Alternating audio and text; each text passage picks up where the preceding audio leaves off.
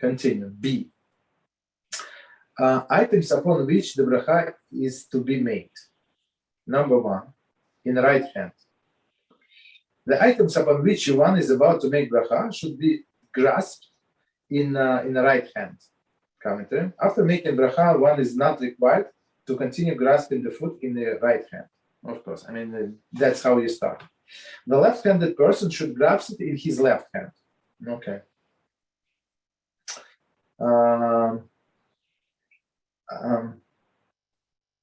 Ambidextrous person should hold it in his right hand, meaning that he does not care left or right. He's good with both hands. So then in the right hand.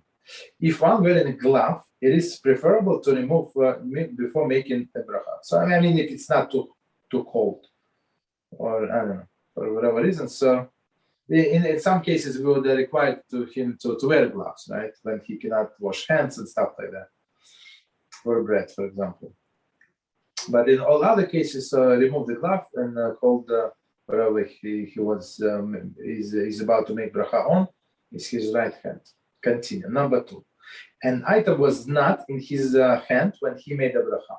Was not. If one did not grab the food in his hand, the bracha is still valid, provided that the food was before him at the time he made the bracha. So one more time. If one did not grab the food in his hand, the bracha is still valid, provided that the food was before him at the time bracha was made. So basically, he did not take. So I would say, for example, so it does not have to be with his hand, literally, right? So if it's salad, you're not going to eat salad with your hand. So you have a fork. So even if it's the salad was not on your fork, right, when you said, but it was in front of you, so after the fact is valid. It's not preferable way, but valid. If he made bracha on the if he made the bracha and then food was brought to him, it is not valid, and new bracha must be made. So that's, I think it should be clear. So he can only make bracha what is in front of him. There is some exceptions that we're going to see, like for example, he knows that the food is there. Right? It's like in some, I don't know, what would be example? He knows that the food is there. I think this example is with a water fountain. So he wants to drink the water from the water fountain. So he does not hold the water, right? It's not in any container. So he check. Usually I would say check, make sure that the water is there. And then you can drink. Okay, comment. Actually, that's exactly the example here. Commentary. According to many paskim, if he had the intention to eat the item and it was accessible to him, the bracha is valid. Okay. For example, if he made borei pricha with intention to eat an apple, which was in his refrigerator, since he had specific intent to eat the apple and it was accessible to him, the bracha is valid. If he was unable to access apple at the time the bracha was made, it's not valid. So basically, the problem is that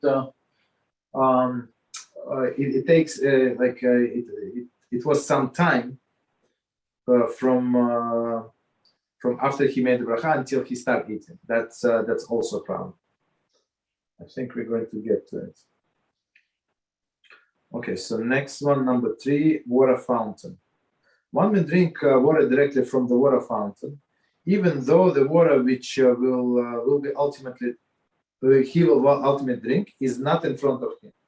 So, but on the other hand, he can push the button and let the water flow. Basically, I think. Okay, it's not in front of him when the bracha being made. This is the permitted, because the water which he will ultimately drink will definitely be there when he concludes when he concludes the bracha. So again, I think it's proper to check. One should, however, make sure that the water fountain is